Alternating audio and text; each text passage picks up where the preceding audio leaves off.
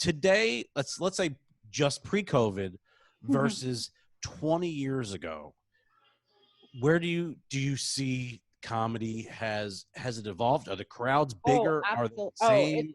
And I think a big part of that is the online with like Netflix and the social media, like people that didn't frequent comedy clubs. Like I had a respect for it because when I was growing up, my mom would listen to the radio station and win tickets to the Comedy Corner in West Palm Beach, and I would go with her. So like I loved doing that.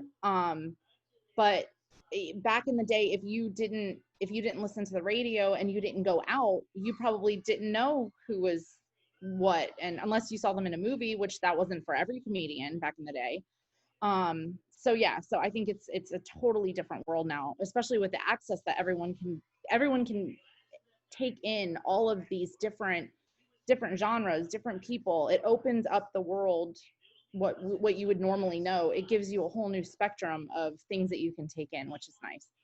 So especially like Netflix and Prime, all the specials, like it's at everyone's fingertips, and you can literally, I mean, you can find people that you do think are funny, and then you can find people that are like, it's not really for me.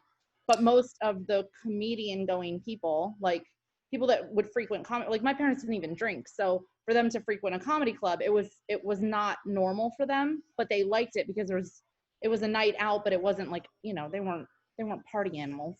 Well, they were back in the day, but not recently.